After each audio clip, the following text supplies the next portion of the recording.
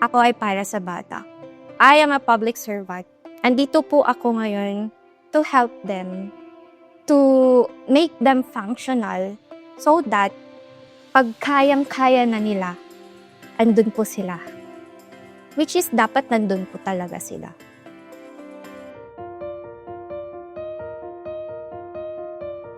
Hello, I am Milan A. Apelado, Teacher 1, a newly assigned SNED teacher here at Matatala Ibato Elementary School.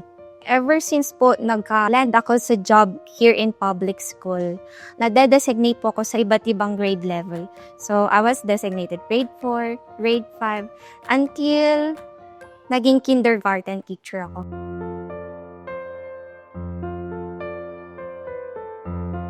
Ako ay para sa bata. I am a public servant. It is my choice if it's for leading or by calling. The challenges po na meron po yung mga kids natin or our learners with special educational needs is yung support and acceptance from the community.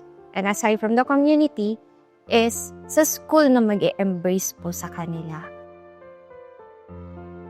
And so, andito po ako ngayon to help them, to make them functional so that pag kayang-kaya na nila, andun po sila.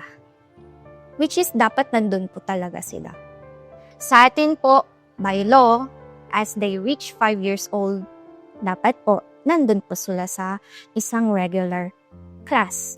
But then, reality, ang isang regular class, they do have 30 kids and some are not yet really well trained or wala pa po talaga silang kaalam-alam sa mga batang katulad po nila.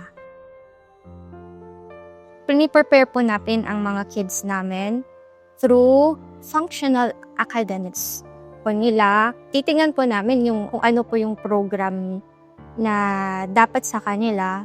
But then yung needs kasi po nila, yun po yung ita-target natin na mas ma-strengthen namin.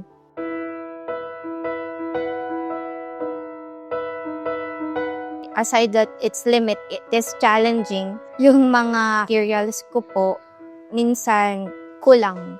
So, minsan wala doon. So, gumagawa na lang po ako ng mga alternative way para meron po akong magawa. Isa sa mga kulang po namin is mga sensory materials. Yun po kasi yung mga most needs ng mga learners ko po. Sensory materials for the hands and feet. Ganun po. Tablets po for the non-verbals.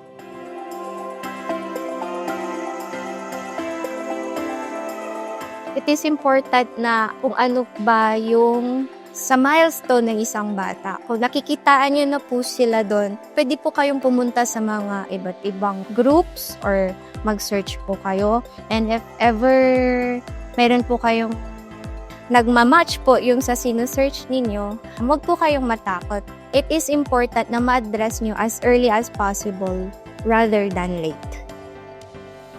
Yung importance po ng pagkakaroon ng early intervention is that mas magiging functional sila sa daily life skills nila, sa social interaction nila sa people, and of course, sa school po.